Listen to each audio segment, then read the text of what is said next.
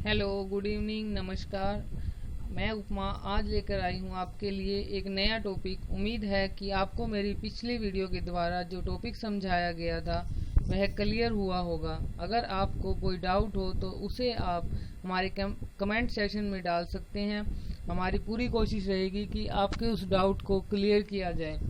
तो चलिए अब शुरू करते हैं हमारा नया कंसेप्ट, जो है जैव विविधता, मतलब कि बायोडाइवर्सिटी। जैव विविधता का जो क्षेत्र हमारी पृथ्वी पर पाया जाता है, अर्थात जहाँ बायोडाइवर्सिटी सबसे अधिक होती है, वह होती है भूमध्य रेखा पर, यानी कि विषुवत रेखा पर, जो कि 0 डिग्री पर है। इसके ऊपर होती है कर्क रेखा और नीचे होती है मकर रेखा।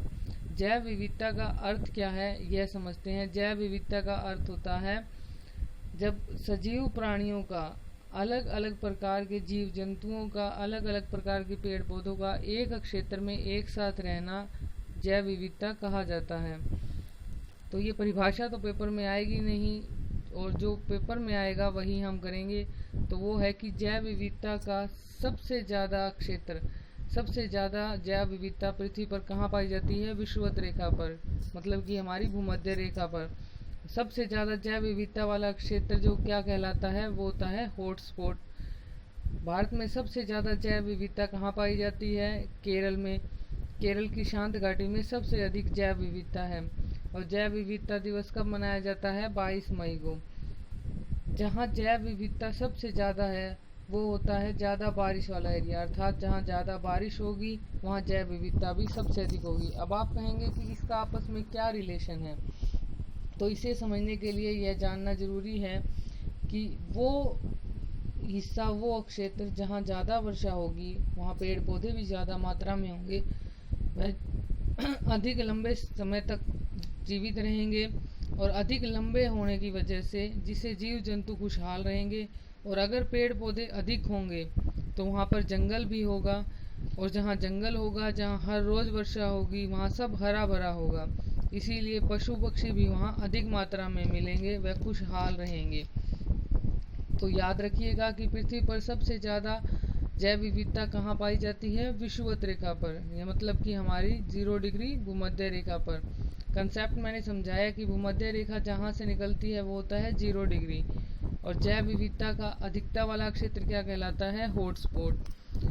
और भारत की अगर हम बात करें तो सबसे ज़्यादा जैव विविधता केरल के शांत घाटी में पाई जाती है। यह जैव विविधता के लिए ही प्रसिद्ध है। तो चलिए अब हम बात करते हैं हमारे नेक्स्ट टॉपिक की, जो है कि प्रदूषण।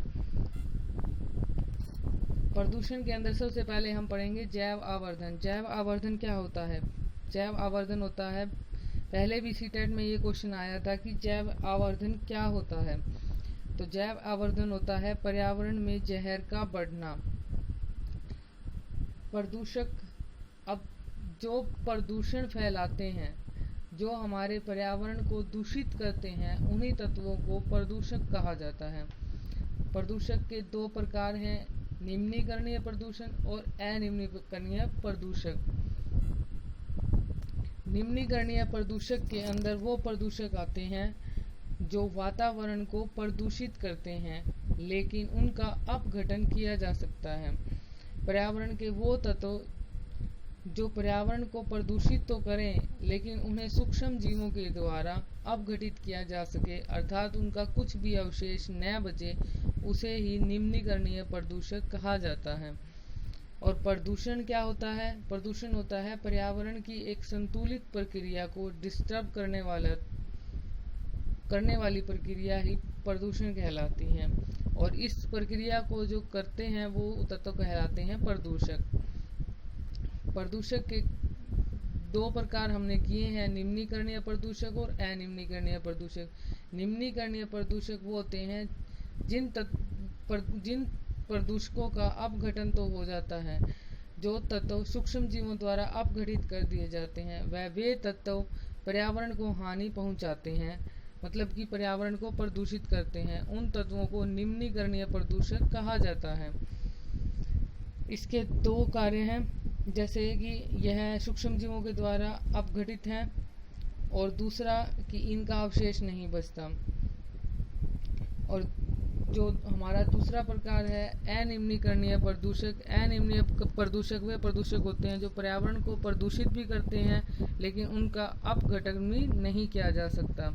जैसे प्लास्टिक है, प्लास्टिक कभी भी किसी भी सूक्ष्म जीव के द्वारा अपघटित नहीं किया जाएगा।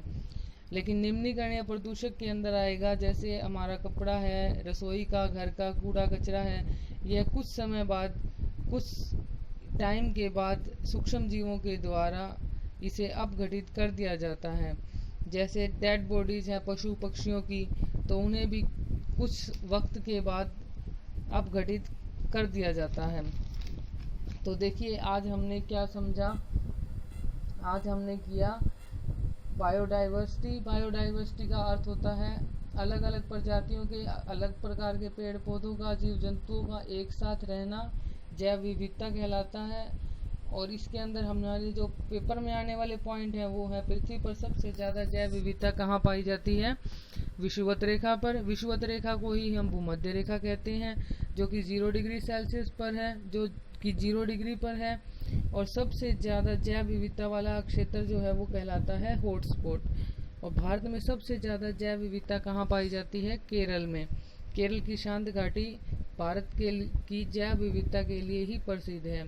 और जैव विविधता दिवस 22 मई को मनाया जाता है। इसके बाद हमने किया प्रदूषक। प्रदूषक के अंदर है जैव आवर्धन, जिसका अर्थ होता है पर्यावरण में जहर का बढ़ना। और प्रदूषक कौन होते हैं, वो तत्व जो पर्यावरण को दूषित करते हैं, अर्थात जिन तत्वों के द्वारा क्रिया करके पर्यावरण को प्रदूषित किया जाता है उन्हें प्रदूषक कहा जाता है। पर्यावरण को प्रदूषित करने वाले प्रदूषक के कारक जो पर्यावरण को प्रदूषित करते हैं प्रदूषक कहलाते हैं। प्रदूषक का अर्थ है पर्यावरण की एक संतुलन प्रक्रिया का, प्रदूषण का अर्थ है पर्यावरण की एक संतुलित प्रक्रिया को डिस्टर्ब करना, उसे ही प्रदूषण कहा जाता है। प्रदूषण के कारक हमने किए निम्नीकरणीय प्रदूषक और अनिम्नीकरणीय प्रदूषक। जिन तत्वों का अपघटन होता है वो क्या कहलाते हैं, निम्नीकरणीय प्रदूषक। जिनका अपघटन हो जाएगा, सूक्ष्म जीव जिन पदार्थों का अपघटन कर देते हैं तो उनका कुछ भी अवशेष नहीं बचता। और दूसरा है अनिम्नीकरणीय प्रदूषक, जिसका कभी भी अपघटन नहीं किया जा सकता, जिन्हें सूक्ष्म जीव कभी भी अपघटित नहीं कर सकते, वही अनिम्नीकरणीय प्रदूषक कहलाते हैं। तो चलिए अब हम करेंगे अपनी नेक्स्ट वीडियो में। तो अगर आप वीडियो पसंद आए तो लाइक कीजिए, शेयर कीजिए और चैनल पर नए हैं तो सब्सक्राइब कीजिए। Thanks for watching.